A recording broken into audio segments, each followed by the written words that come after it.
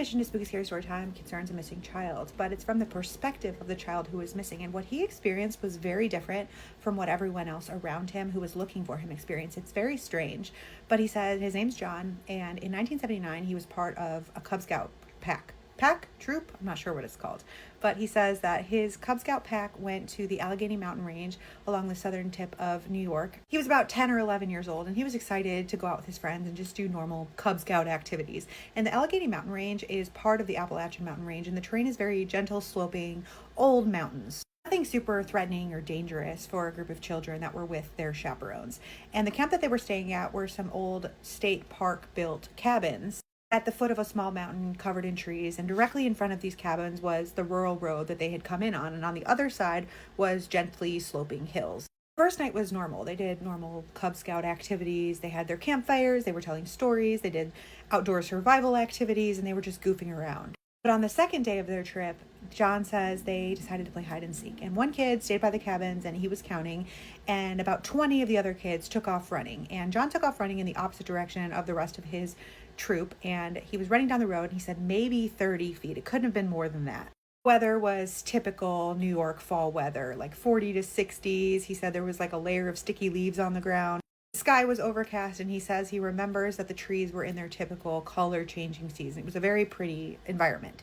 As he was running away from the road down the slope, he realized that he could no longer see the road, and he worried for a minute that he might get lost, but he was like, it's fine, I'm still close, I have not been running that long. And as he ran, he realized that the air was getting very thick with fog, but previously it had not been foggy or rainy. As he ran further into the fog, he realized that the sounds around him began quieter. First, the kids that he was surrounded by dropped off, and then he realized he couldn't hear the birds chirping, and then he couldn't hear the sound of his own footsteps crunching on the leaves, and then he wasn't even able to hear his own breathing. Everything around him was absolutely silent. He said it was as if the world itself had hit the mute button, and then he realized he could no longer see even 2 feet in front of him. He was completely surrounded by fog, and as he started to panic, he thought he recognized the sound of rushing water to his left, so he started moving in that direction toward the only sound he could hear.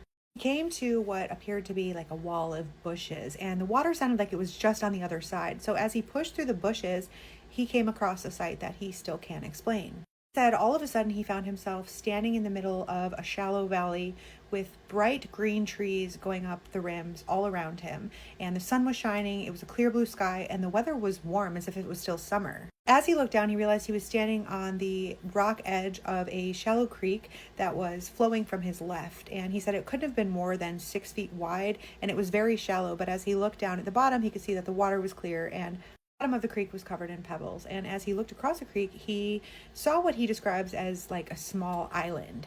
Water wrapped around it in a U shape and continued into the woods out of his view. The island itself was covered in knee-high green grass and was dominated by a large tree in the middle that he now believes was an ash tree, but it was the only tree of its kind. Like the rest of the trees, the leaves were bright green and healthy as if it were summer, and the trunk of this tree seemed to split into a Y shape. Trunk split into 2 distinct trunks that made a Y shape that rose about 50 feet above the island, and he remembers the sun blazing down between the 2 trunks that made the Y. He said that he stared at this scene for a few minutes, and he remembers that even though he was like only 10 or 11 years old, this was by far the most beautiful scenery that he had ever seen. But then he says he started to remember the seriousness of his situation and realized that he was completely alone in the forest and he had no idea where he was. And he looked behind him from the direction from which he came and said that the path was completely gone. Fog had cleared up, but in its place stood just a dense forest, and he no longer remembered from which direction he came. And he said that he started to have the feeling that not only was he completely alone, but that he was somewhere else entirely. Like he had the sensation of feeling like he was thousands of years in the past before people had even arrived. Even through his panic of being alone, he said the presence of this island and the environment around him felt very calm and serene, and he almost felt like he was being offered a chance at starting a new life there. And even as a child, he was thinking like, okay, how can I use my survival skills to exist in a place like this?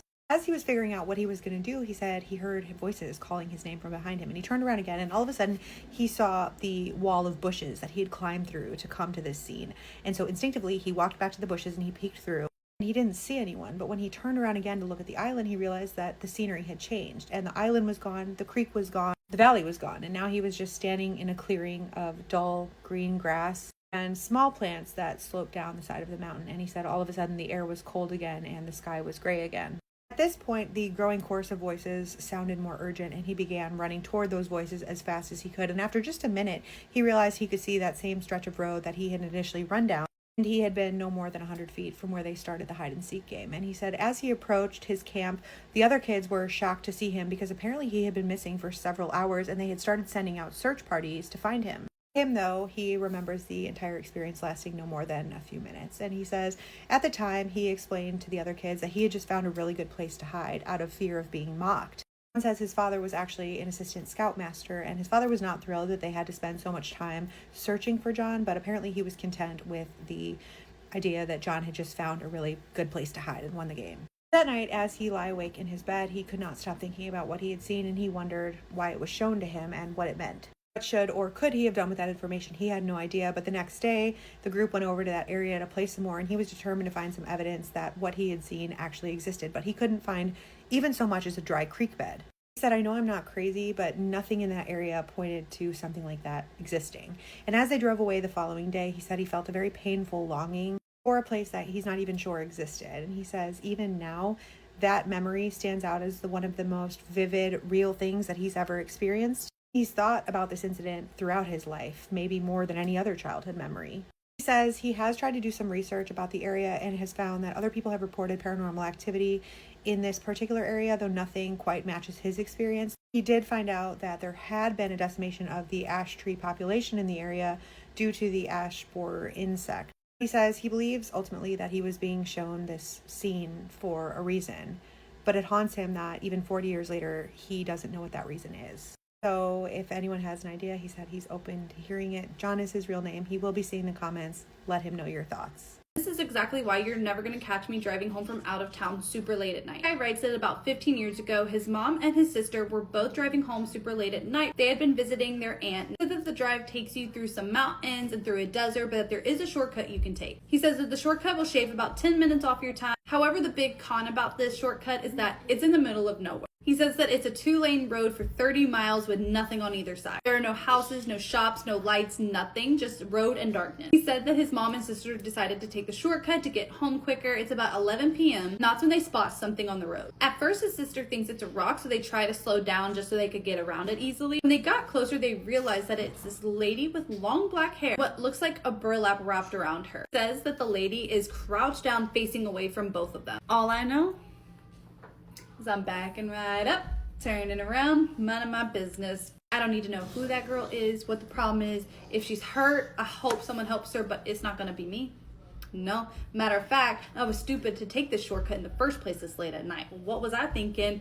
I'm leaving. However, the mom was worried that something was really wrong with the lady, so they pulled up next to her to see what was wrong. Now, why would y'all do that? Have y'all not seen a scary movie ever? Why would y'all pull over to check on this girl?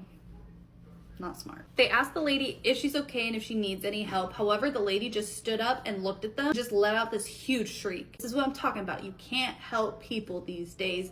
Play stupid games, win stupid prizes. This was stupid. They say that her eyes were pitch black and that her skin was pale white as a ghost. But they said that when she let out that huge shriek, that was enough for them to put their foot on the accelerator and get the crap out of there. However, when they took off, the lady actually started charging at them. But thankfully, the mom kept driving as fast as they can and eventually lost sight of her. They said that after that, they didn't make a single stop on their way back. A few weeks later, the girl was talking to one of her coworkers about it, and the coworker mentioned that it might have been a skinwalker and said that, to be honest, they're super lucky that they even got away. It spooked both of them so much that now they both refuse to drive anywhere that late at night. The mom just really thinks that it was just a crazy lady on drugs, that it's not a skinwalker, and that people were reading too much into it. But this is exactly why I will not drive anywhere that late at night, because ain't nothing good on the road happening that late at night. But I hope you guys enjoyed this episode of Creepy Corner with Ken. Like always, if you have any stories that you want me to share on here, send it to the email. It's in my bio. Y'all make smart choices, and please don't drive in the middle of nowhere that late at night. The person that sent me the story called it my strange experience at an ancient stone circle in Ireland. By the way, if you have a story that you'd like to share with our glitch community about glitches in the Matrix, dreams, aliens, cryptids, or the paranormal, you can send it to this email address. And remember, we believe you. Hi, Anti-Matrix. Hi! I have a really strange story, and I'm wondering if it's possible I somehow experienced a timeline shift. It is 1000% possible. I live in a county in Ireland where there's an ancient stone circle. I walk the circle most mornings before work because I find it calming. It helps me clear my mind and center myself before a busy day. Just before midnight on the 16th of July, my daughter, 19, who struggles with anxiety and depression, asked if we could go for a late night drive. We do this from time to time because it helps calm her down and it usually helps her sleep afterwards. Since it was such a clear night, I suggested that we drive out to the stone circle to do a bit of stargazing. It's deep in the countryside, so there's almost no light pollution. The roads were incredibly quiet on that drive. On the way there, we passed a clearing where we both noticed the moon. It was a waxing crescent, but it looked unusually bright and much larger than we expected. We both commented on how beautiful it looked before continuing on. When we arrived at the stone circle, the first thing we noticed was how silent everything was. There wasn't a sound. Because of how dark it was at the circle, we had to use torches from our phones to help guide us. Hold on one sec. Do you in Ireland call your phone flashlight a torch? Or is torch just like the word for flashlight in general? We stepped inside the circle and began walking around it clockwise, touching each stone as we went. Apparently, you're supposed to do this to please the fairies.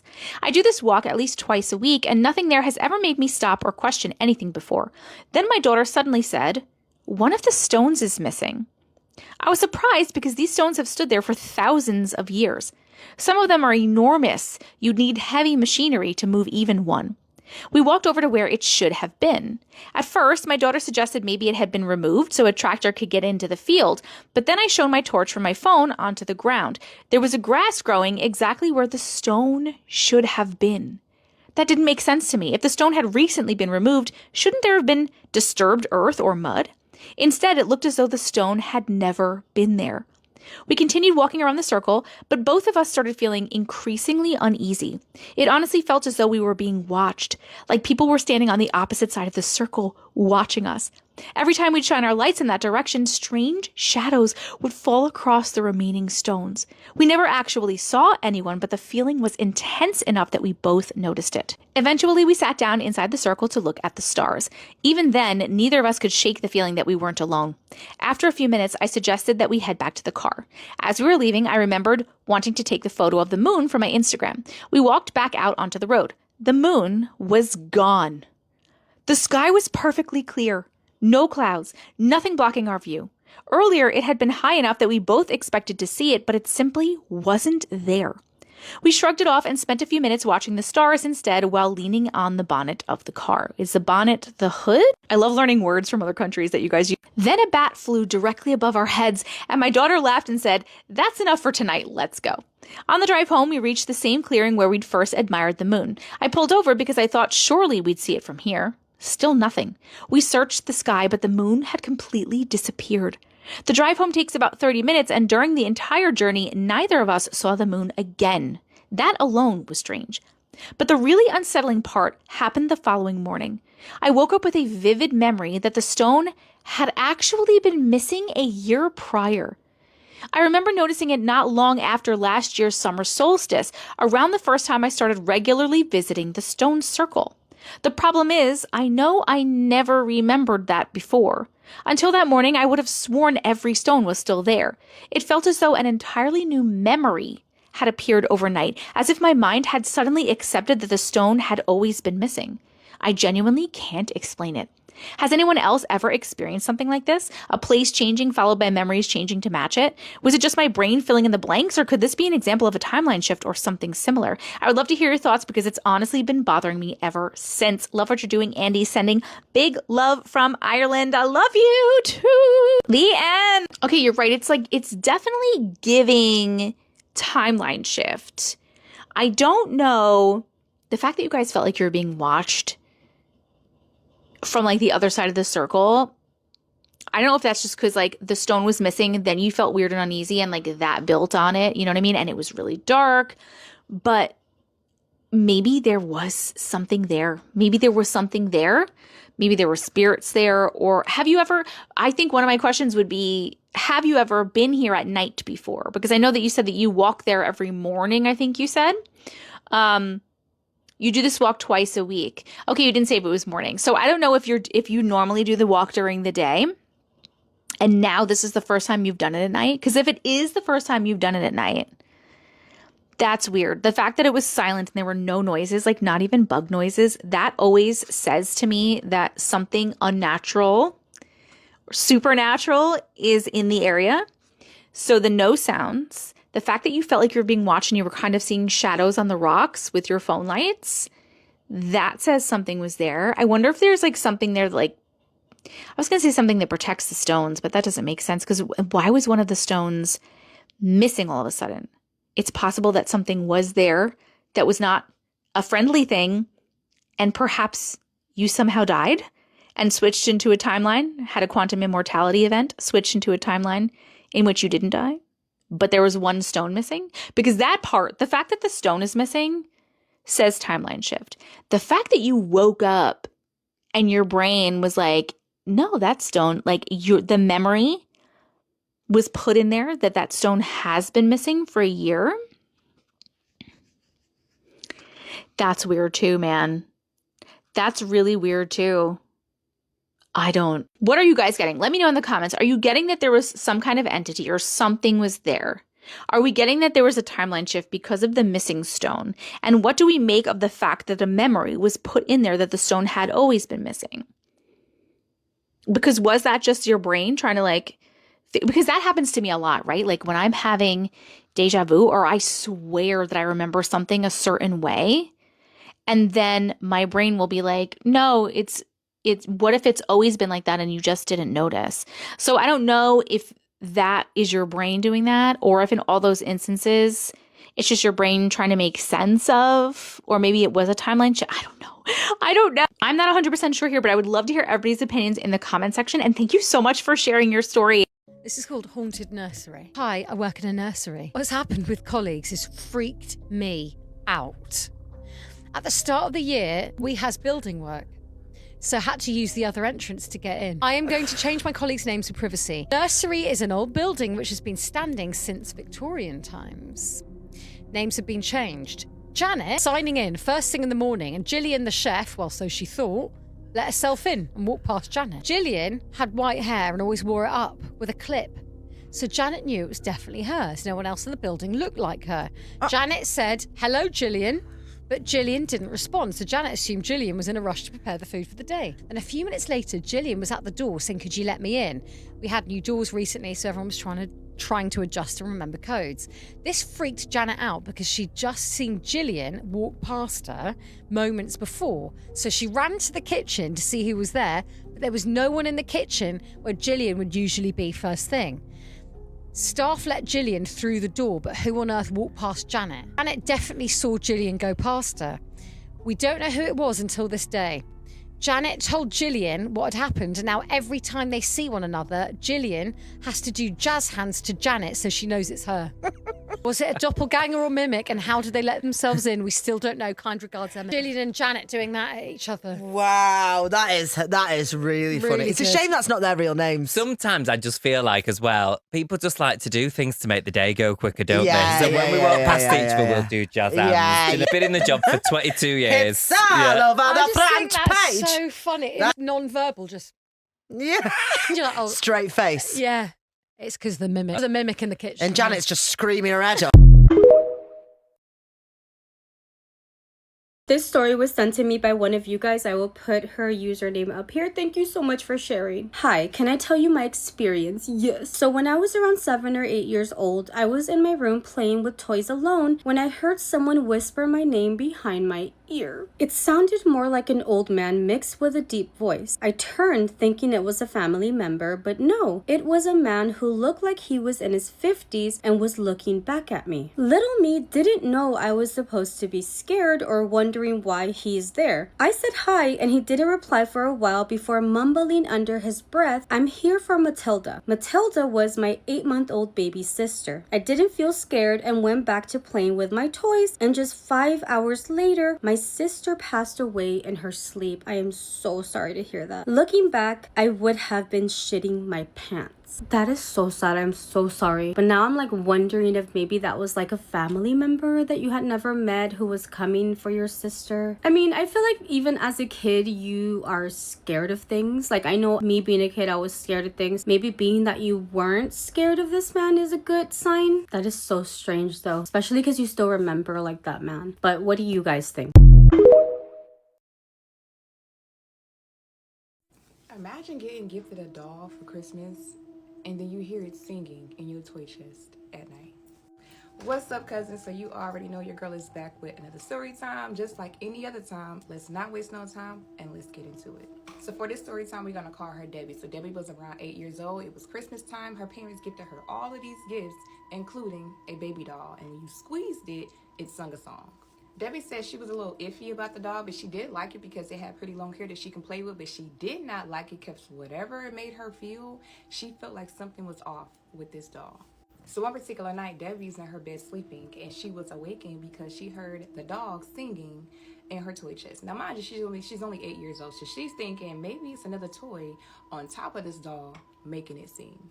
So it only did it one time that night. Now, the next night, Debbie said it did it again. However, instead of just doing it one time, it did it multiple times. So Debbie ended up getting up and reorganizing her toy chest just to make sure it was no toys sitting on top of this doll so it could stop. A couple nights go by and it does it again, multiple times, over and over and over. And Debbie says she knows there isn't any toy on top of this doll because she just rearranged her chest. So the next morning, Debbie ended up telling her mom what's going on, that this doll keeps singing every night when she knows nothing's pressing against it because she put it at the top of her chest. Now, her mom did go in there and get the doll and try to figure out if it had like an on and off switch. So while her mom is examining the doll, she finds out it does not have an on and off switch, and it doesn't even have a place where you can put batteries in it. Her mom suggested she should keep the doll in the front room just so it doesn't accidentally go off. So Debbie starts to think, you gotta press this doll so hard for it to sing. However, it does it by itself every night. So her dad ended up coming downstairs and later seeing that the doll was in the living room. So he ended up taking the doll and putting it back into Debbie's room. However, he did not put it back into her toy chest. He ended up putting it on this chair that was in her room. So that same night, as Debbie's sleeping, she hears the doll singing again. So when she turns around to see the doll in the chair, the doll is standing up in the middle of the floor. Debbie also had a nightlight in her room, and she said the nightlight was projecting the shadow on her wall, and it was not a normal size. It took up her whole wall. So she screamed so loud, her daddy came and ran in there. So when her daddy got in there, she's telling him like she doesn't like this doll. She's telling him what she just saw. Her daddy says, "You're just having a bad dream." Side note, if your kids are telling you they're seeing something or something is happening, believe your fucking kids. So Debbie's dad just wrote her off as it was just her imagination.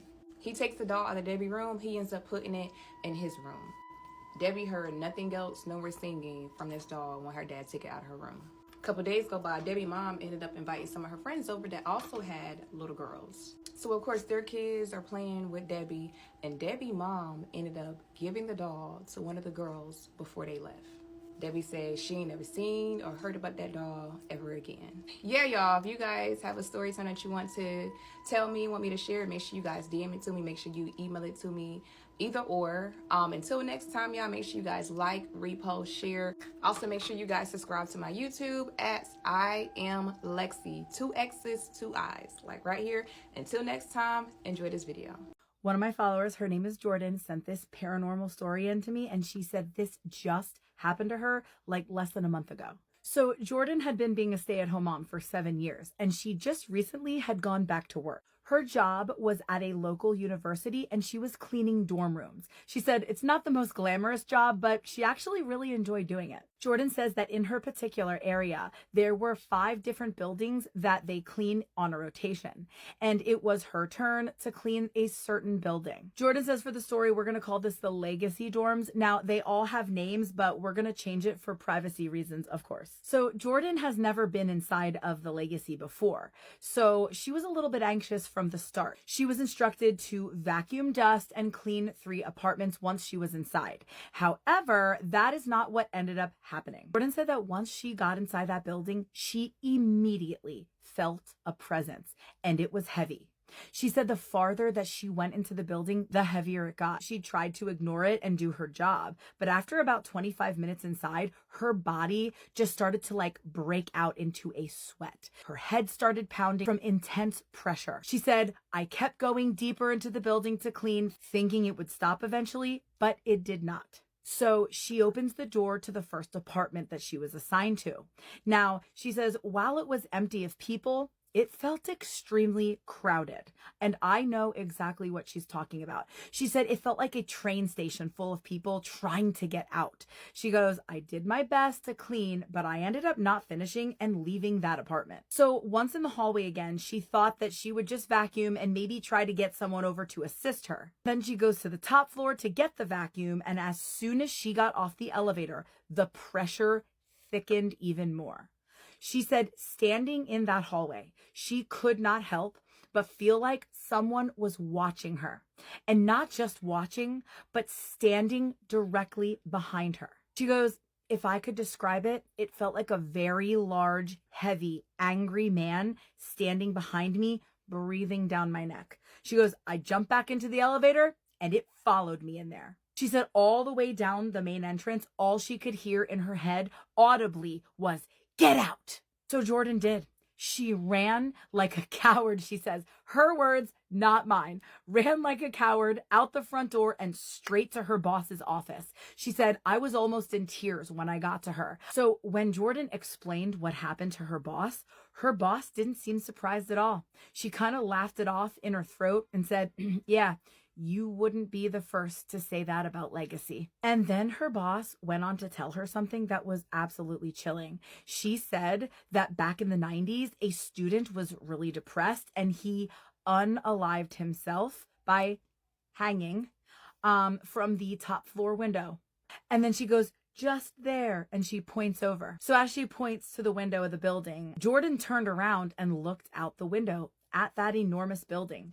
And she said, it seemed to be looking back at me. I also asked her when she was going through having that feeling, if she saw anything or if it was just a feeling. And she said she definitely kept seeing things out of the corners of her eye everywhere she was going inside of there. And then Jordan ends it by saying, now every time I go past that building, which I refuse to go back into, I feel it watching me, almost as if it's daring me to come back in. Gross. I don't know, Jordan, that is quite the way to start off going back to work again. My goodness. No, for me, I would not be doing that. So what are your thoughts, guys? Drop them in the comments. I know Jordan will be up in there looking. And have you ever had anything really creepy happen to you on the job? So I'm a graphic designer and I interned once just while I was still in college. And I was down, it was a super old building and I was down in the basement and I was doing something down there, some task they had me do. Guys, something picked up my hair like this and dropped it down onto my back. I freaking turned around. Ew, I have goosebumps telling you. I turned around. I looked thinking it was somebody who was working there. Nobody was freaking there. You guys, I booked it up the steps and I will never go back down. I had never gone back down since. So freaking gross. Oh my God. It's when they start to touch you physically that I have a problem. All right, you guys, drop your comments below. If you're interested in Creepy Storytime merch, as always, go ahead and check out the LINK in my bio. And if you're new here, you gotta follow for more Creepy Storytime. A series of spooky stories except for its women's intuition. I lost a child at 19, early pregnancy. I had a feeling she didn't want to come into the world but stay close by. One woman once looked at me and said, she was never born but she's still with you. Beautiful blue eyes, golden hair, and she's going to stay with you forever. There's no way that she could have known that that's how kids in my family look. I took after my grandfather, but the rest of my family are all sandy bleach blonde to ginger blonde as she was a stranger. She couldn't have known that that's exactly how my daughter had shown herself to me either. Not to mention my gut instinct on people, room vibes, or leave an hour before the devil is due feeling is always bang on to a creepy degree. Avoided a lot of PDF men as a kid when intuition kicked in. Trust the feeling, better safe than a second location. I've had 4 babies, 1 miscarriage. I told my mom and my husband that I was going to lose that one. I did. And I told my husband with each pregnancy it was a girl. I have 4 girls. We just know. Also, someone suggested that we do an animal intuition one. I would absolutely love to. So stay tuned. That's coming next. I knew I was pregnant with twins when my test went positive, and I also knew that they were boy-girl twins. Even bought a pink and blue onesie and put it in the nursery closet for the next 4 months until it was confirmed. I was in my early teens when my cousin was born. I met him at a day old. I felt off about it, but I didn't know why until I held him. I was instantly terrified that the baby would die.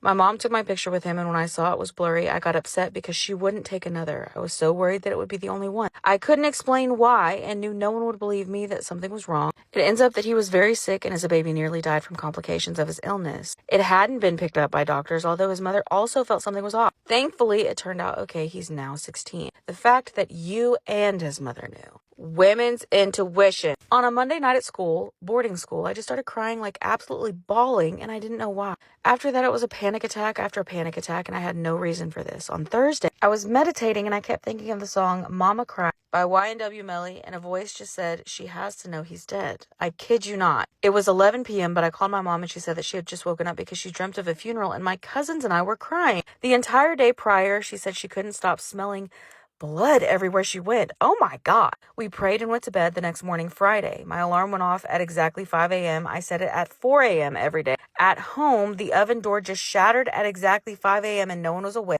My cousin/brother passed away that day. His death is predicted to be at 5 a.m. His little sister found it. Oh my God, that's so sad. Also, what do you mean my cousin/brother? I'm very confused. Come back for another part. I'm sorry if that was...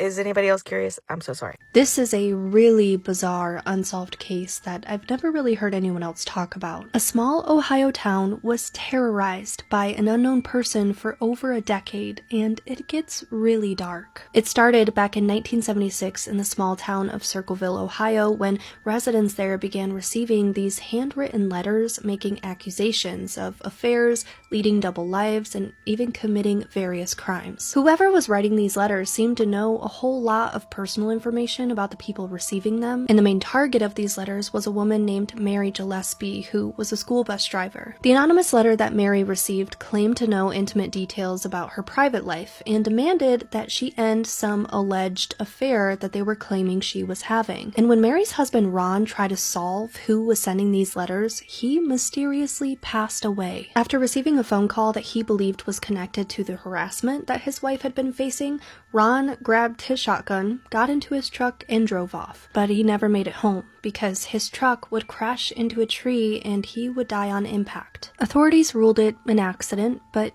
some people aren't so convinced. Months later, Mary noticed a sign along her bus route. And while police have never verified what the sign said, we do know that it contained some sort of obscene message about Mary's 13-year-old daughter. When Mary stopped to remove it, she discovered that it had been rigged with a handgun, so that if someone were to pull the sign down, the gun would go off. Police traced the gun to Mary's brother-in-law, Paul, who insisted he had been framed and was even convicted of attempted murder. But here's the thing. While Paul was locked up for supposedly being this weirdo attacking Mary and rigging this booby trap sign, the letters continued to show up. In fact, they would continue for the next 17 years. Only coming to a stop after Unsolved Mysteries did an episode on the case. And while filming, production received a letter themselves. Forget Circleville, Ohio. If you come to Ohio, you El Sickos will pay. Signed, the Circleville writer. If you've ever read the Judeo-Christian Bible, you might have noticed something in Genesis where they talk about something called the Nephilim. The Nephilim are also mentioned in the Torah and other historic Jewish texts, as well as a lot of other ancient cultures and religions have stuff alluding to these sort of hybrid-like humans.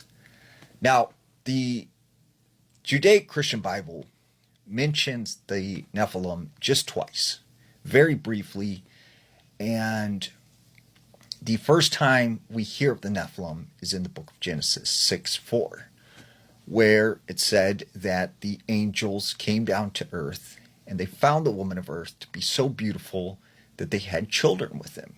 And these children were heroes amongst men, or the heroes of the old time.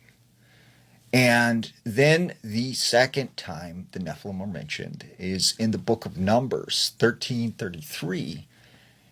And here you have them being described as so large that men or regular humans are sort of considered to be grasshoppers in size comparison to the Nephilim. So what we know about the Nephilim from these two verses is that they are some sort of human-angel hybrid. They are very, very large, very tall, giants, if you will. And they have sort of these superhuman abilities. Now, The Nephilim are also mentioned in some other Jewish texts, as well as the Book of Enoch. Now, the Book of Enoch is not actually canon in the Bible. It was written at a much later time, and it's not really accepted as one of the books of the Bible. However, in the Book of Enoch, it goes into more detail about the Nephilim. It talks about them being these mighty, sort of powerful giants that are sometimes described as being almost thousands of feet tall. They are just sort of monstrous, very angry. It says that they are so large that they have this huge appetite, that they must consume everything. And so they would eat all the food on earth, and they were taking away resources from humans. And sometimes they would even turn and eat humans. And it's also mentioned that because they were only half human, that when they passed away, they would remain here on earth forever as sort of like spirits that people couldn't see, but they would be there sort of trying to influence people because they are angry at humans, essentially. But what I find interesting is going back to the book of Genesis, is you see that specific part where it says the heroes of the old. And when you think of the heroes of the old, right, you think of the ancient Greeks, the Egyptians, the Babylonians, right? When they had sort of all this mythology, sort of the Titans, Zeus, right, Hercules, some of these monsters like Cyclops and Medusa, right? Or in the Babylonian culture, the Anunnaki, right?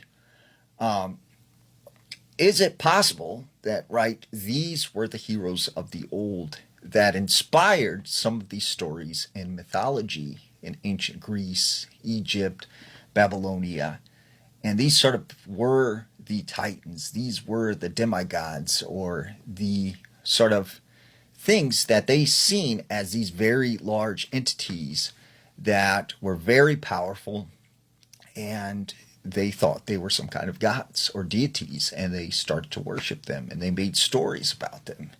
And is this their way of speaking about sort of the Nephilim? And the other part that I find interesting is how the Nephilim are said to reside here forever on Earth, and that they can influence humans. And they are said to be very powerful and invisible, and sort of this supernatural force that exists in the world.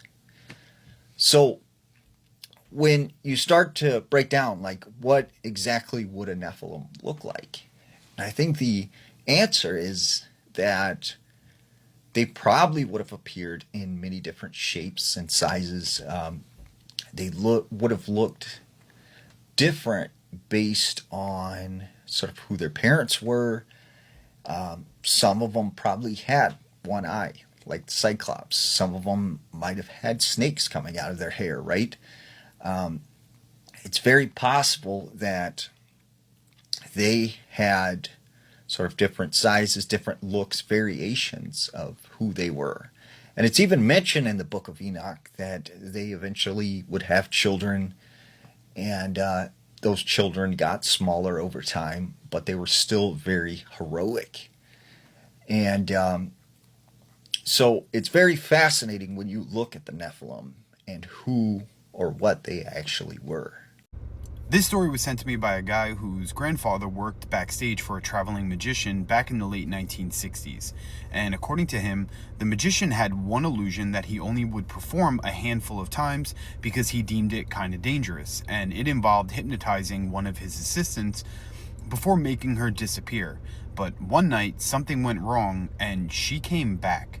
Now, the audience cheered and roared because they thought that it was all part of the act, right? But backstage, she was screaming and clawing at walls and begging everyone to not let them, whoever they may be, touch her and take her. And she kept saying that there were things standing behind every person in the room, just smiling and just waiting for someone to look away to take her. They rushed her to a hospital, but doctors couldn't explain what happened. She never recovered, and she spent the rest of her life in a psychiatric home because she believed that demons couldn't enter that building. And every time that they tried to move her somewhere else or whatever, she would completely lose control, right? This was the 60s. They didn't really know much about this. Now, the creepiest part was that the magician never performed that illusion ever again. It kind of ruined his career. He burned the props and refused to ever explain what actually happened that night. So let me know what you guys think in the comments. Do you think this was just some breakdown due to stress and, overload from work? Or do you think something supernatural happened? Let me know. There's something going on in Washington state. Now, there have been so many reports of people who are seeing these orbs of light, and they have seen them in the sky. They've seen them chase people. They've seen them moving through the woods at incredible speeds. They're described as to be about the size of a baseball to a basketball. They come in many different colors. They seem to show some kind of intelligence. Even a few people have said that these things have spoke to them or communicated with them. Now, there was a story out of Lakeland, Washington. There was this man named Stephen. Stephen said that him and his family, for about 40 years, have been seeing these strange orbs of light. He said it started with his grandfather, and then his father and his mother, and then him eventually. He said they will often see them in the sky at night. Sometimes they will follow their vehicles. Sometimes they see them just passing by down the street. He said his uncle even reported to be chased by one of these things. But he said the strangest encounter happened with his grandfather. When his grandfather was a young boy, he was in his bedroom one night. And as he sat in his bed, he said all of a sudden his room went silent. He said it was so quiet you could hear the drop of a pin. He said that's when he looked over to his window and he sees this very bright light, like a spotlight shining at his window. And that's when he sees this ball of light come through the glass. This thing was about the size of a softball, and it was hovering about 3 feet off the ground. It moved over into the corner of his room, and it sort of sat there. He said then this thing descended down to the ground, and it moved all the way to the foot of his bed. It went up, came down, and hovered right next to his leg. He said then it went up to his shoulder, up to his head, and then it went back up the wall. So that's when it took off back over into the corner. He said he started to notice it was pulsating, and it began to change colors. At first it was white, and now it was turning this very dark blue. He said he felt like there was some sort of anger or just something evil about this thing. He said it then darted in his direction. And the next thing he remembers is feeling this sort of energy go through his body and seeing this bright flash of light. The next thing he knows, he is downstairs in the living room on the ground. He has this huge gash on his leg. He has a huge gash on his arm. He ended up having to get 27 stitches. Now he tells his father about all this. And his father says, you were probably just roughhousing. You fell down the stairs. He said, no, I seen this light. It was real. And somehow it transported me from my bedroom down to the living room.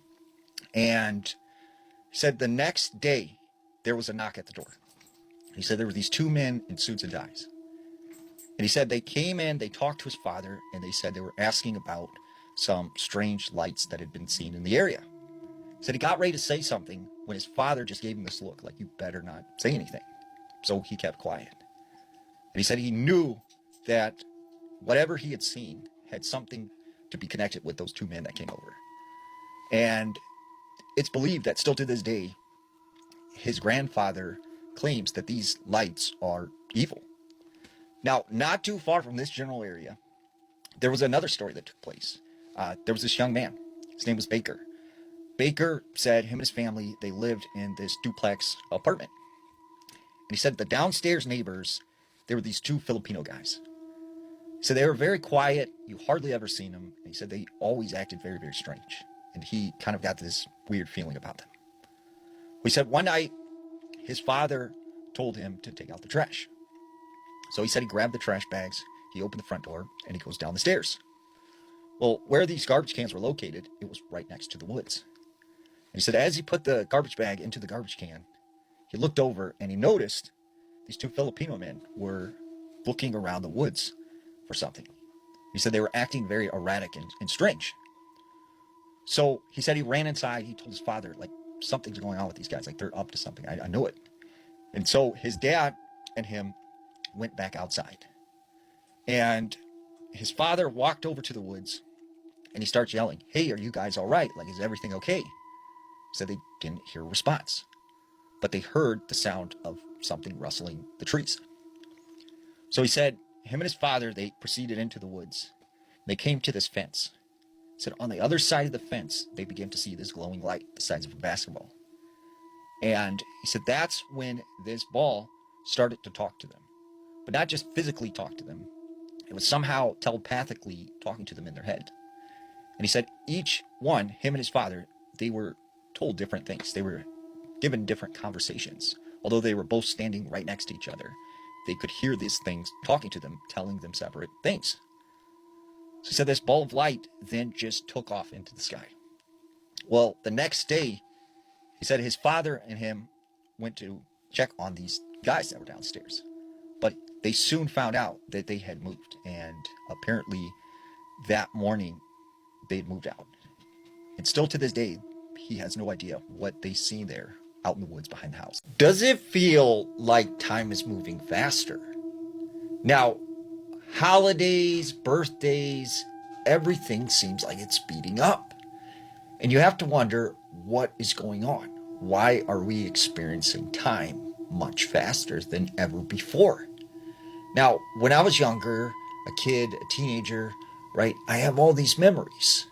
But for some reason, the last 15, 20 years, I cannot remember anything because it's like time moved by so fast.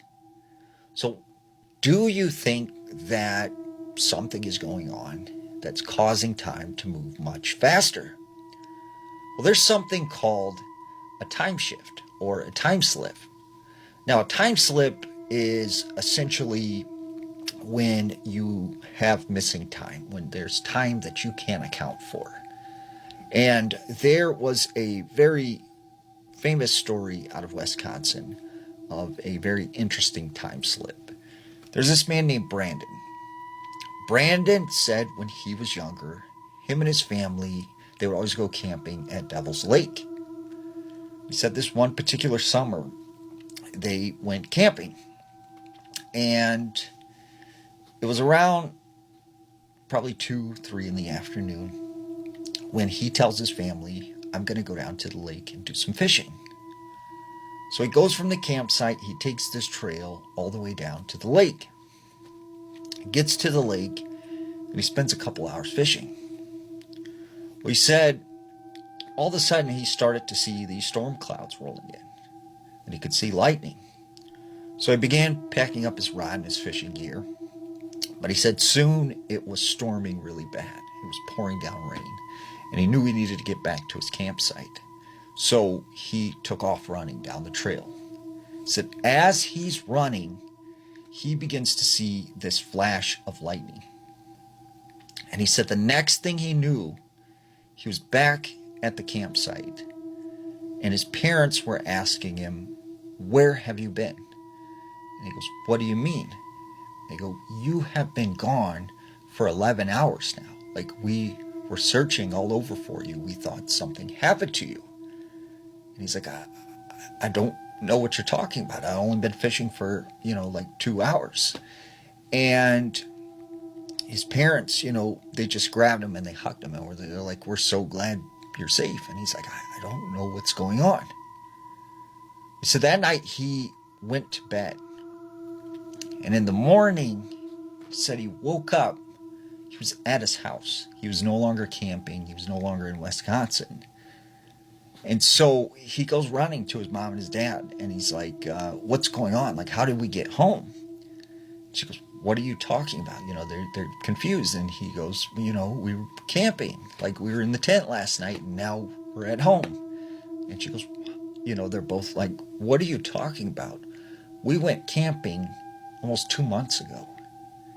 And he couldn't recount or recall how they got home or what had happened in those 2 months. And he felt like he had some sort of time slip.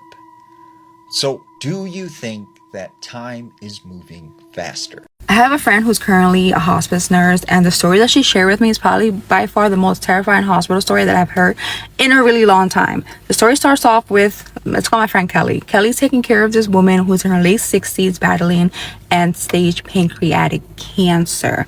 This woman is practically like, they're just keeping her comfortable at this point, like she's gonna be passing soon. But one thing that my friend Kelly notices is that this woman never has anyone come visit her at all. So she asked one of the other co-workers, and the co-workers tell her that the reason why no one ever visits this woman is because apparently she had 5 children whom she was extremely abusive to. Like, she was awful to all 5 children, to the point that the kids and the family all cut her off. Like, the kids are now adults now, but like they cut her off years ago. As she's getting near towards the end, like a few days before she passes away, the woman starts to say that she sees a figure of a man standing in the corner of the room that stares at her with this big grin smile. She described him to a T. She said he was tall, like really, really tall, about 7 feet tall. He had a hat, the grin smile, broad shoulders. He had a long cape. At first, the nurses, including my friend, thought that the woman was probably just hallucinating because she's in so many like strong men. So they would try to calm her down and tell her that there was no one there. But the woman insisted, and she started to scream and beg and say that she knew why he was there, that she knew where she was going, that she was not going there, that she was going straight down there for what she had done, and that she didn't want to go, and that she was terrified, and to please help her, please save her. In one of those like fits of where she's screaming and yelling, saying that this man, it keeps getting closer and closer to her, my friend Kelly tries to kind of like calm her down, and she kind of grabs her arm to like check her pulse, because this woman is like hysterical at this point. As my friend has the woman's arm in her hands and she's checking her pulse, she visibly sees when these like giant handprints like start to show on the woman's like arm, like black and blue kind of, because the thing is like is holding on so tight to the woman's hand or arm, which my friend couldn't explain. She said just then the woman's like eyes kind of rolled to the back of her head. She became very rigid and she kind of fell backwards limp, and the monitor went like it flatlined, like the woman passed away. Like, I think that was the final step of what was waiting for her finally got to her, and it pulled her out. So my friend Kelly tried to forget this experience, as traumatic as it was. She really thought that it was just hallucinations from this dying woman who on her deathbed was now essentially guilt-ridden. So now she was having these crazy hallucinations until later that night. She's in the hallway. Mind you, this was like night shift. In the middle of the night, she's in the hallway. She's sitting at her desk. She's now documenting and charting on this patient that just passed away. When she gets like this, she feels like this heaviness in the air, like this chill. She then hears what sounds like scratching noises. So she looks down the hallway. She says she has a little pen with a light on it. She looks on the hallway and she kind of flashes the light towards like the hallway to see where the scratching is coming from, when she sees this 7-foot man standing right outside the doorway where the woman just passed away, that same room, standing there with the hat, with the white grin, with the broad shoulders, exactly how the woman described. And in an instant, he was gone. To this day, she can't explain what she saw, but it definitely gives credibility to what the woman was going through. And it's crazy that my friend saw the same thing that the woman says was there to get her. Have you ever heard stories like this? Working in the ER, a lot of people passed away there, and a lot of them had very traumatic passings, because everything you do in this lifetime will come back to collect. Like every wrong you've done, if you've been a horrible person, like just know, like on the last minutes of your life are not going to be great. So always be good to others, I guess.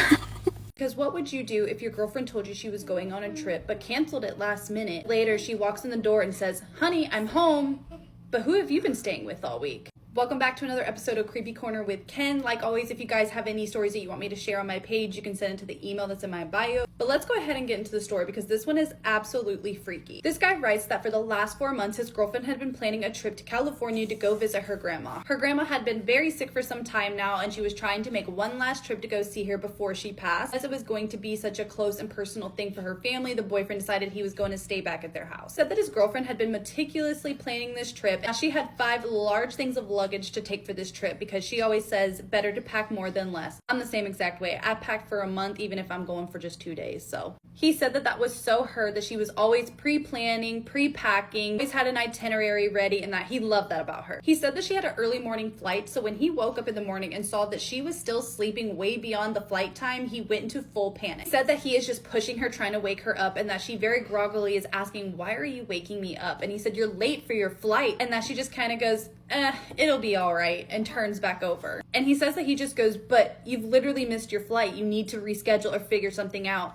And that she just kind of goes, "Yeah, the flight. I'm sure it'll be okay." After that, she just went back to sleep and started snoring, which he noted is something she never does. He didn't know what else to do because he couldn't force her to go, and he just assumed that she probably called her mom and told her that she was going to come later or something, and he just let it go. He said that he carried on with his day like normal, went to work, and that when he walked through the door that she was just kind of sitting on the couch and just seemed absent. She looks over at him and is like, "Hi honey, how was work? Tell me about your day." He said that they spent the whole night chatting, but that he just felt like her mind was elsewhere. She would take a lot longer to respond to things, almost as if she's trying to practice what she should be saying. He said that he was getting worried that maybe something had already happened to her grandma and she just didn't want to talk about it, but he ends up asking, "Hun, is there like a certain reason you didn't want to go on this trip?" He said that she just kind of froze and looked at him kind of confused, and then eventually just goes, "Oh, no, not that I know of. Why do you ask? Who is this person? And what have you done with my girlfriend? You have spent 4 months planning this thing, and now you're acting like you don't even know what I'm talking about? Who is this?" He just says he was just wondering and went about his day. He said that the next few days were just super weird. She really wasn't leaving the house at all. She wasn't eating anything. He said that he would cook for them, but that she would just say she wasn't hungry, which he knew was a lie because 2 of those nights he could hear her long after they had both went to bed, and she was just in the fridge just scrummaging at things. Said he would come out and there would be cereal boxes out with cereal everywhere, spilled milk, raw rice, and beans that were just everywhere. He was getting really concerned. "I don't know who or what you are, but you gotta go." He said by the end of the week that he realized he missed something. All of her luggage was gone. Into their bedroom, and she is just sitting on the end of the bed staring at a wall, and he asked her, honey, where are all of your luggage and bags? I never saw you unpack. Where did they go?" She's just still staring at the wall, and after a couple seconds she just looks over at him and goes, "Honey, you know that's none of your business. Let me pack a bag and I'm gonna go stay with some of my folks because I ain't gonna stay here and it's none of my business like you said. I'll catch you later, okay?" He said that after that, the next 2 days, she wouldn't even talk to him, look at him, nothing. However, he said on the last night, it was super late at night, definitely in the AM time, and that he could just hear a humongous ruckus happening out in the kitchen. He said that it sounded like an animal was just loose in there destroying the place. He said that he could hear chewing and growling happening out in the kitchen. He said that as he started walking down the hallway, the noises completely stopped. He said that he froze in his tracks at first, but then ultimately decided to go see what it was. Absolutely not. I don't need to find out nothing. Nope, I don't need to find out a darn thing. I'm gonna go back to bed and lock the door. Whatever's happening out there, none of my business. He said that as he got closer to the kitchen, he could hear his girlfriend's voice and just ask, "Hey, are you okay?" And that she just screamed, "Go back to bed." He said that he decided to listen and he went back to his bedroom. He said that the rest of the night he just stared up at the ceiling, contemplating everything in life. He says that he doesn't know how long he was staring at the ceiling, but eventually he did fall back asleep. Not me, fam.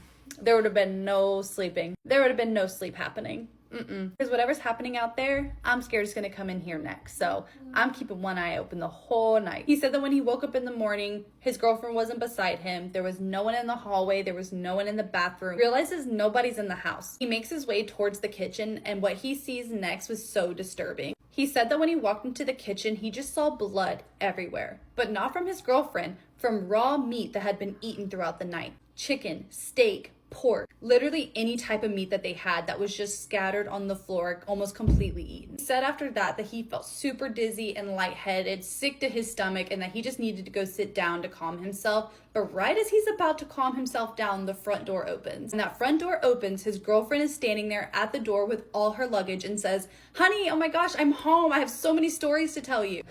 You got stories to tell me, I got stories to tell you. Matter of fact, unfortunately, we have to sell the house and get out of here right now. Need to call the FBI, Ghostbusters, a priest, animal control, I don't freaking know, but who have I been staying with this whole week? If you guys enjoyed another episode of Creepy Corner with Ken, that story was absolutely insane and disturbing. But like always, if you guys have any stories you want to send me, just send it to the email to my bio and I will share it here. I'll make smart choices, and if your significant other isn't acting like your significant other, maybe go stay somewhere else. I have been posting about how my toddler has been talking to someone in her room, a little imaginary friend, whatever it is. It's creepy. I don't really like it. Our house is haunted, okay? We've lived here for 6 years. We found out right when we moved in, our house is haunted. A couple of videos ago, I posted what looked like someone or something under the covers in my daughter's room. Last night, I was watching her on the baby monitor, and you see so many orbs go by in that room, and then really weird flashes of light. So I'm gonna attach that video now. Let me know what you think, because I don't think that this is a coincidence at this point. So she is just like settling to sleep, and you'll see later in the video she doesn't actually fall asleep, but already there have been a couple of orbs go by, and then these really weird flashes of light start happening. Yeah, like here they go. And it's really weird. I can't explain it at all. There's nothing wrong with my camera. It's never done this before. And then here is where she starts talking to someone. Since I uploaded the video, it doesn't have sound, but we can't tell what she's saying, but we can like hear her murmuring to herself or to someone. I don't really know. It's creepy. The orbs and the lights are still happening. Really weird. And right after this, I go in because hell no. When I was 6 years old, I watched my dad leave for work. Then I felt his hand on my shoulder behind me. Let me read you a scary story. There's this weird memory from when I was a kid, around 6 years old, that keeps coming up, and I still don't know how to explain or verify my experience, so here it goes. I used to live in an old town where all paranormal encounters were attributed correctly to kids playing pranks on each other. The town didn't particularly have any history of such activity, is what I'm saying. My house was situated on a narrow street with congested houses, with the street ending and merging into one single lane road. My father used to leave for work around 5 in the morning. I used to wake up during that time to see him off. It happened on such a day, my father had left the house and I was watching him walk down the street. Standing in the doorway, he finally rounded the corner at the end of the street and disappeared from my view. I was about to close and lock the door when I felt a hand on my shoulder gently moving me out of the way. I got scared since I was the only one up at that time besides my father, who'd already left. Turned around to see my dad asking me to move out of the way so he could leave. He said that he was already late. Then I watched him walk down the street for the second time that day, round the corner and disappear. Nothing appeared to be out of the ordinary. He looked the same, and his suit, demeanor, voice, everything was the way it should have been. And yet I still can't understand why he appeared behind me again when I saw him walk down the street with my own eyes beforehand. I brushed it off initially, but now I'm looking for an explanation about what I saw that day. And that's the end of the story. So who do you think OP saw that first time around? I want to say Mimic, but he was also 6 years old, so maybe it was all a dream. I don't know, let me know your thoughts. Rule number 1 of the attic staring contest, don't blink.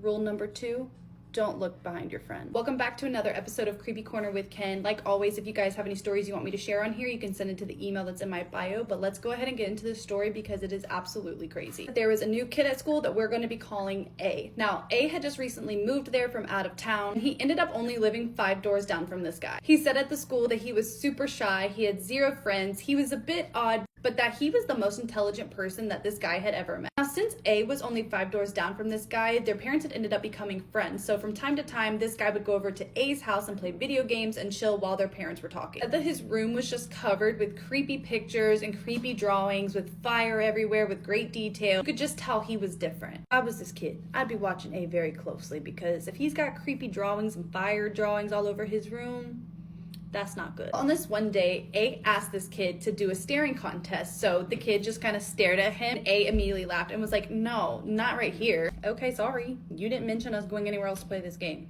Then A said, follow me, and they headed upstairs to the attic. I'm not going in no attic with you. I'm sorry, we can play the staring game anywhere, and the attic is not going to be one of them places, okay? He said that as soon as they got into the attic, that A picked up a piece of white chalk and drew a circle around them, and that he seemed to have done it before because he was so focused. Hey, matter of fact, I think my mom's calling me, and I gotta get back downstairs, but maybe we can play this another time.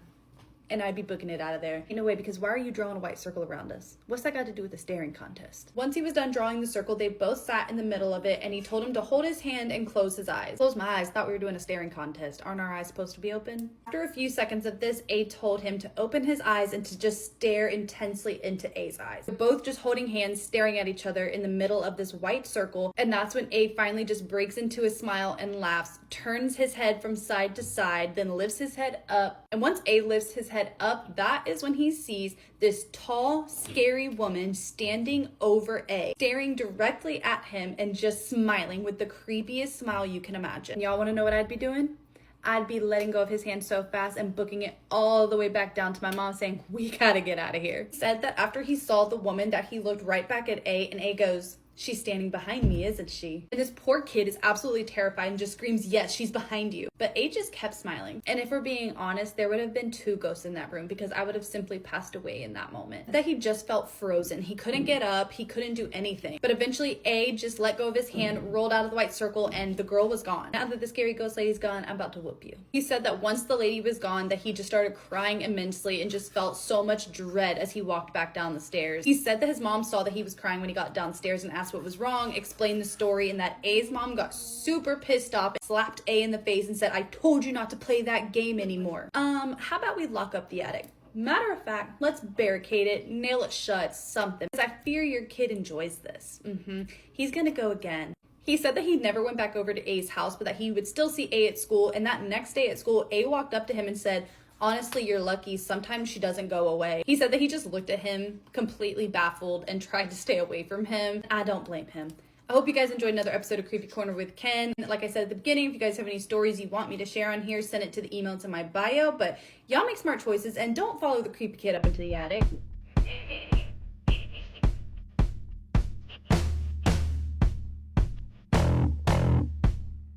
Hey, when I first watched that, one hotel instantly came to mind. The Holiday Inn in Amana, Iowa. I never stayed here, but so many people that have said that it was genuinely one of the creepiest experiences they've ever had. And the main reason is because it's the site of an unsolved double murder in 1980, where 2 people were brutally bludgeoned to death with a hatchet in their hotel beds. Their killer was never found, but so many things about this case are bizarre, starting with the fact that they only got the room out of pure luck because the hotel had initially been sold out. So they were the very last ones to get their room keys for the entire night. The killer wrote one word on the back of their bathroom door that only said, quote, "this."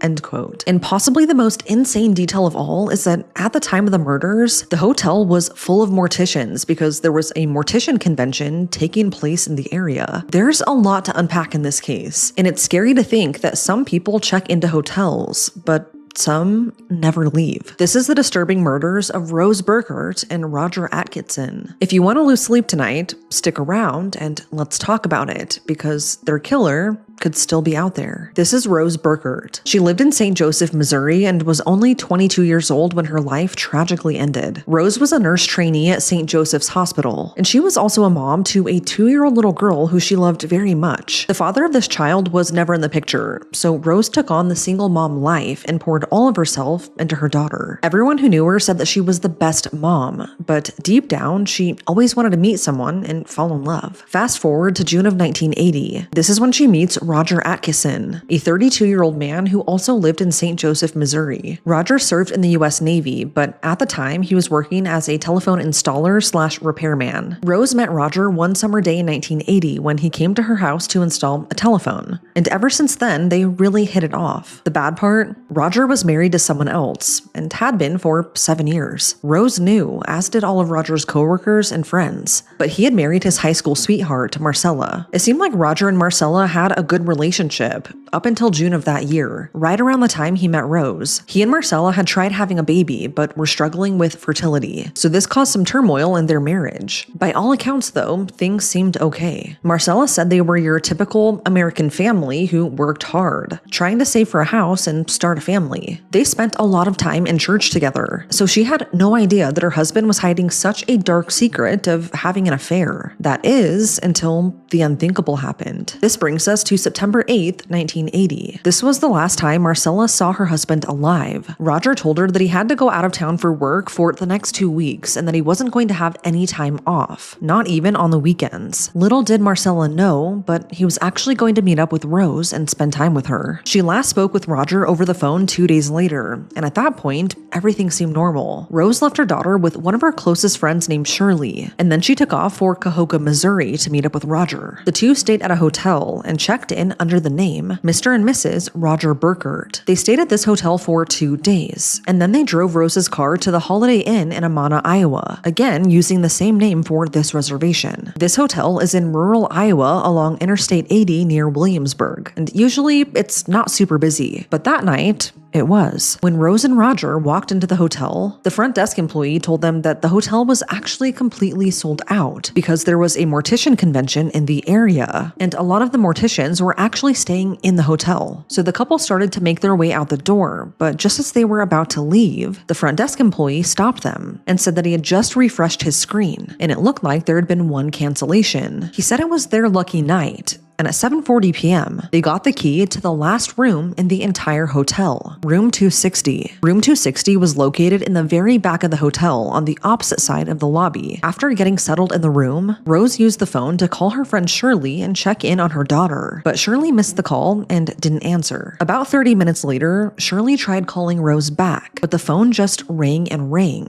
No one answered, and what happened after this has never been explained. So around noon the next day, the hotel's housekeepers started making their rounds to clean the rooms. Checkout time at this location is at 11 a.m., so guests should be out of their rooms by now. As the housekeeper walks up to room 260, she can still hear the TV playing inside. She tries knocking and calling out to the guests to see if they will open up the locked door so that she can start cleaning, but she got no response. So the housekeeper goes to the front desk to talk to the manager on duty, and it's there that she sees that Rose and Roger have failed to physically check out of their room. The manager gives the housekeeper the master key to unlock the door herself, and when she does, she immediately sees their feet on the bed. The housekeeper initially thought they were still sleeping, so she quietly goes deeper into the room. But this is where she discovers a horrifying scene. Blood spattered everywhere, on the headboard, dripping down the walls, soaked into the bedding and carpet, and laying side by side, face down on the bed, was Rose and Roger, very clearly deceased. So the housekeeper slams the door shut and runs to the manager, who then goes to look for himself. After seeing the blood-soaked room, they immediately call the police. When authorities arrive, they found that Rose and Roger had been brutally bludgeoned to death with a hatchet. The back of their skulls had been slashed and caved in from repeated blows, and they each sustained multiple wounds. Rose had 12 hatchet wounds to her face, head, and throat, and Roger suffered 7 blows to his arms,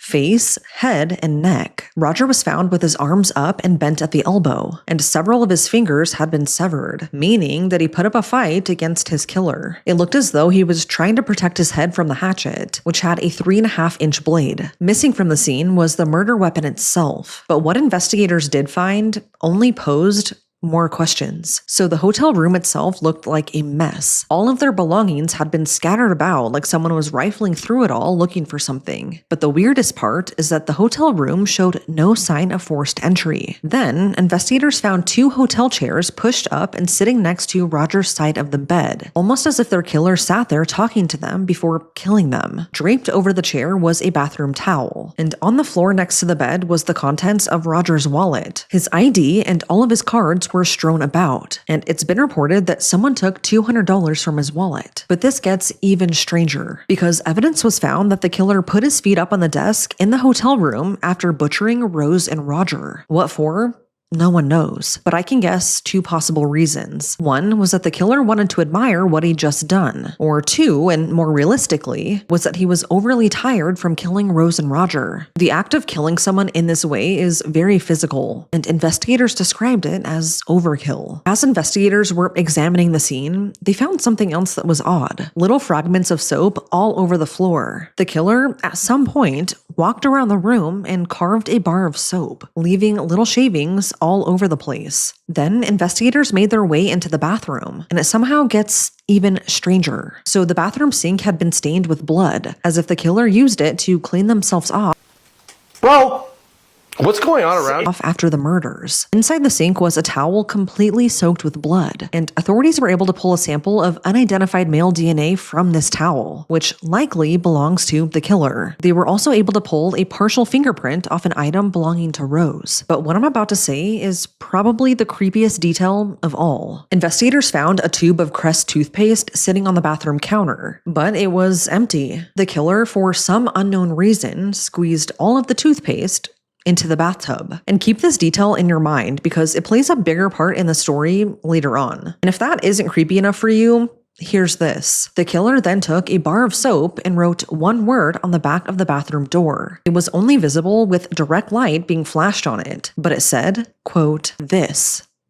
End quote. Now, no one knows what this means, but it's really disturbing given the circumstances. So now that the entire crime scene was examined, the medical examiner was brought in to hopefully give some sort of answer. According to them, both Rose and Roger died from major blood loss and severe brain injuries from the hatchet. But there was no evidence of SA on either of them, nor were drugs or alcohol found in their system. Rose was fully clothed when found, and Roger was only in his boxer shorts. So naturally, a massive investigation and search for this killer was underway, but this case proved to be incredibly perplexing. The main question was, who would do this and why? Like, what could the motive have been? Investigators started looking for witnesses, but essentially no one heard or saw anything, which I find weird because this was a very gruesome and brutal crime, and this hotel was sold out. It's weird to me that not one single neighbor or anyone in the surrounding rooms heard anything. Not a yell, not a thump, not a scream, just nothing. And no one saw anything weird either. The hotel room itself was only accessible from inside the building. It did have a window, but there was no balcony, and no evidence was found that the window was ever opened. So this leaves only one point of entry, the hotel room door. Since there was no sign of forced entry, this has led many people to wonder whether it was someone Rose or Roger knew, or if it could have been a hotel employee with a master key card. One of the most unsettling aspects of this case that no one can explain is this. Police found that 3 phone calls were connected to room 260 the night of the murder. 2 of them were accounted for, one being the unanswered call that Rose made shortly after checking in to check on her daughter. The second being her friend calling the room back, which also went unanswered. But no one knows what the third call was about or who it was from. We don't know whether it was Rose or Roger trying to call someone, or their killer trying to make a phone call, or if it was someone else entirely trying to call their room. But I feel like if we could ever somehow figure out who called that night, it would be a massive clue in this case, and it could crack it wide open. Although we know exactly how Rose and Roger died, we still don't know who killed them or why. But over the years, there have been a few theories as to who could have been responsible. Theory number 1 is Rose's ex-boyfriend, Danny Burton. Rose kicked Danny out months earlier for his drug use, but he was reportedly stalking her in the months before she was killed. It got so bad that she even got a dog for protection. But one night, she came home to find her dog dead, butchered and hanging from her house. Danny was also super controlling and abusive, so after this, she went to the police to file a complaint and tried to get a restraining order. Rose even told authorities that if she ever ended up dead, it would be because of Danny. Now, Roger's wife, Marcella, also believes it could have been Danny. So first off, it was a huge shock to learn that her husband had been murdered, let alone that he had been cheating on her. She only found out because he died, which is so traumatic. But according to Marcella, she began piecing everything together and going back to all the times that Roger had been acting weird. She said that he started acting weird in June, which is when he met Rose, so that makes sense. But literally right before he died, they went on a trip to Branson to celebrate 7 years of marriage together. They camped out for most of the trip, but one night they decided to splurge and get a hotel room. Roger did something that night that now feels like a clue or at least some sort of red flag. Roger was acting a little bit paranoid, and he put one of the hotel's chairs underneath the doorknob to their room, which stops anyone from barging through the door. This was confusing because he had never done that before. But when Marcella asked him about it, he just shrugged it off and said it was no big deal. But this has made her question whether or not he was scared that Rose's ex, Danny, was stalking him too. But oddly enough, police interviewed Danny, and not only did he have a solid alibi the night of the murders, but he also took and passed a polygraph test. So nothing ever came of this theory. Theory/suspect number 2 was Marcella herself. If police were looking just at motive, it's easy to say that Marcella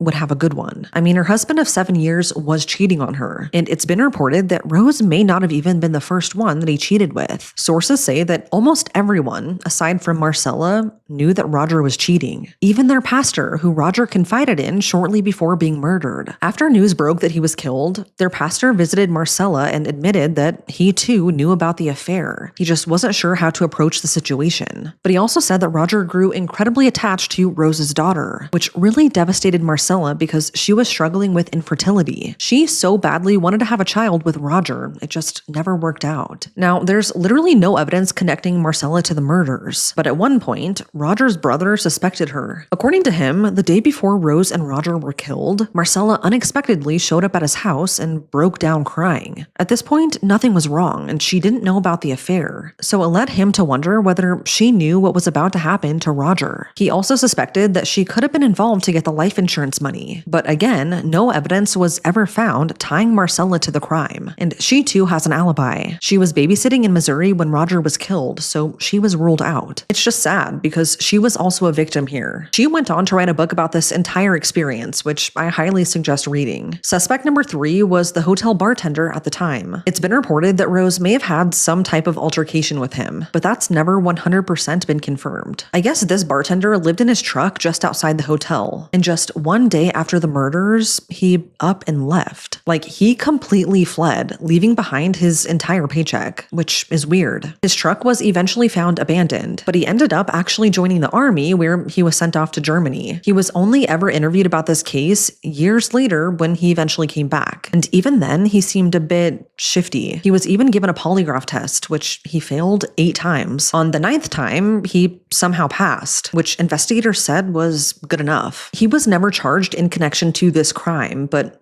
the whole situation is just kind of weird. Although playing devil's advocate, if there was a brutal murder at my place of employment and the killer was never caught, I'd probably quit too. Suspect number 4 is Marcella's uncle, Charles Hatcher. There's no evidence linking him to the crime, and he was eventually cleared. But Charles was a serial killer who, at the time of the murders, had coincidentally escaped from a mental health facility in Nebraska. So weird?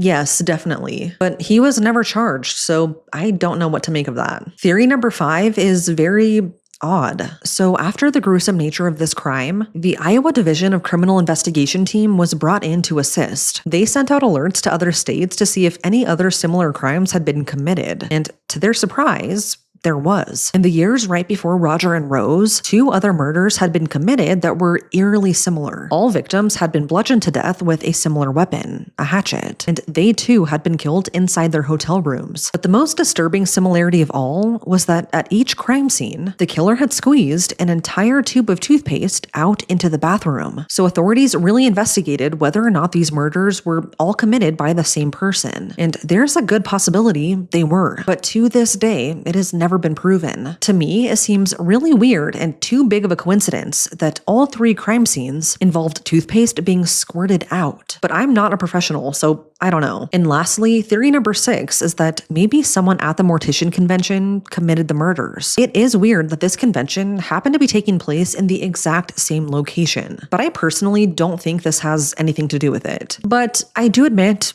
it is really weird. So now, all these years later, this case remains unsolved. Investigators reviewed it again in 2015 and re-examined all the evidence. They did this hoping to get even more DNA from the killer, and they've sent old DNA samples to numerous labs. Sadly, there has never been a match. Investigators are not losing hope though. They're just hoping that someone comes forward and does the right thing. Someone out there has to know something. There's also a Facebook page created by one of Rose's friends, and it's called Justice for Rosie. crazy. You can visit this for more information and to show your support. She is still fighting for justice all these years later. The killer may be deceased at this point because of how much time has passed, but there is still a chance that they are alive and out there somewhere. She made a promise to Rose at her funeral that she won't stop until her killer is found. Could this have been a random attack? Possibly, because they weren't even initially going to get the room because the hotel was sold out. Or could it have been someone who knew them, followed them there, and then killed them? This case is just so bizarre and really sad to me. What do you guys think? When I saw this video, I instantly thought of this case and this hotel. So many people have said that staying here in the past just felt so creepy. And now, knowing about this case,